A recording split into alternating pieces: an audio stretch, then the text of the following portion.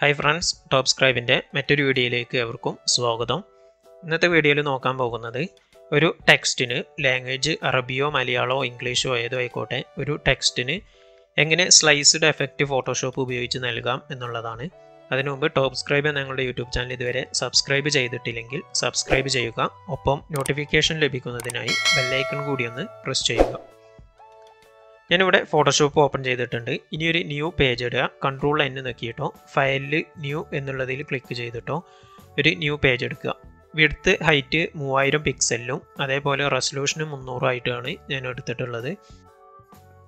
അളവ് നിങ്ങൾക്ക് പേജിൻ്റെ സൈസ് നിങ്ങൾ ഏത് പേജ് ഡിസൈനാണോ ചെയ്യുന്നത് അതിനനുസരിച്ച് എടുക്കാവുന്നതാണ്. ദെൻ ഓക്കെ നിൽക്കുക. ഞാനിവിടെ പേജ് ഓപ്പൺ ആക്കിയിട്ടുണ്ട്.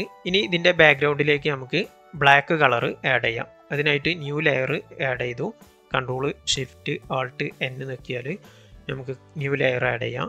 ദെൻ ഇതിലേക്ക് വേണ്ട ബ്ലാക്ക് കളർ ആഡ് ചെയ്യാം. പെയിൻറ്റ് ബക്കറ്റ് ടൂൾ യൂസ് ചെയ്തിട്ട് ബ്ലാക്ക് കളർ ആഡ് ചെയ്തിട്ടുണ്ട്. ഇനി ടെക്സ്റ്റ് ടൂൾ യൂസ് ചെയ്ത് ഇതിലേക്ക് വേണ്ട ടെക്സ്റ്റ് എന്താണോ അത് ഇതിലേക്ക് ആഡ് ചെയ്യാം. ഞാനിവിടെ മലയാളത്തിൽ സഞ്ചാരി എന്ന് ടൈപ്പ് ചെയ്തിട്ടുണ്ട്. ഇത് ആപ്പിൾ കാർഡ് അസ്നാത്രിയ ഫോണ്ടാണ് യൂസ് ചെയ്തിട്ടുള്ളത്. അതേപോലെ നിങ്ങൾക്ക് ഈ ടെക്സ്റ്റ് എത്രയാണോ വലുപ്പം വേണ്ടത് അതിനനുസരിച്ചുള്ള വലുപ്പത്തിൽ സെറ്റ് ചെയ്തെടുക്കുക. ഇനി മുകളിലുള്ള പൊളിഗണൽ ലെസോ ടൂൾ മൂവിങ് ടൂളിൻ്റെ മൂന്നാമത് കാണുന്ന പൊളിഗണൽ ലെസോ ടൂൾ യൂസ് ചെയ്തിട്ട് നമുക്കിതൊന്ന് സ്ലൈസ് ചെയ്തെടുക്കുക. അതൊന്ന് കട്ട് ചെയ്തെടുക്കാം.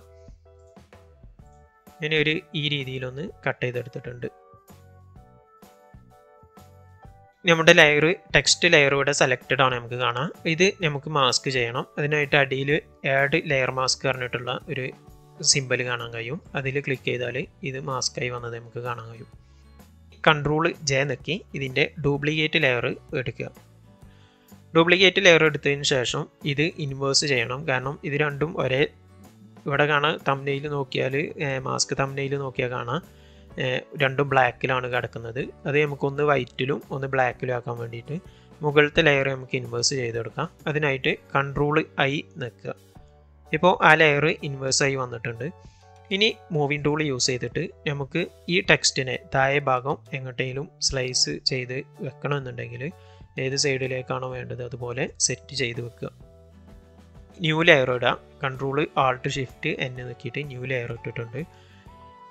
ഇനി ഇവിടെ ന്യൂ ലെയർ സെലക്റ്റഡ് ആണ്. അതേപോലെ തന്നെ നമ്മുടെ താഴെ കാണുന്ന മാസ്ക് ലെയർ ഉണ്ടല്ലോ, വൈറ്റ് തംബ്നെയിൽ വരുന്ന മാസ്ക് ലെയർ Ctrl നെക്കിയിട്ട് ഒന്ന് ക്ലിക്ക് ചെയ്യാം. അതോടുകൂടി നമുക്കിവിടെ സെലക്ഷൻ വന്നതായിട്ട് നമുക്ക് കാണാൻ കഴിയും. ഇനി ബ്രഷ് ടൂൾ യൂസ് ചെയ്തിട്ട് നമുക്കിതിൻ്റെ സൈഡ് കൂടെ ഒന്ന് വരച്ചു കൊടുക്കണം, ഷാഡോ കൊടുക്കണം. അതിനായിട്ട് ഇവിടെ ഞാൻ ബ്രഷ് ടൂൾ യൂസ് ചെയ്തിട്ടുള്ളത് ഹാർഡ്നെസ് കുറവായിട്ടുള്ള, അതായത് എഡ്ജ് സോഫ്റ്റ് ആയിട്ടുള്ള ഒരു ബ്രഷ് ടൂൾ യൂസ് ചെയ്തിട്ടുണ്ട്. അത് വെച്ചിട്ട് നമുക്ക് ഒന്നിങ്ങനെ ഒരു ഷാഡോ മോഡലിലൊന്ന് പെയിൻറ്റ് ചെയ്ത് കൊടുക്കാം. നമുക്ക് വേണ്ട രീതിയിൽ ഇങ്ങനെ ഷാഡോ കൊടുത്തതിന് ശേഷം Ctrl D നോക്കിയിട്ട് ഡീസെലക്ട് ചെയ്യാം.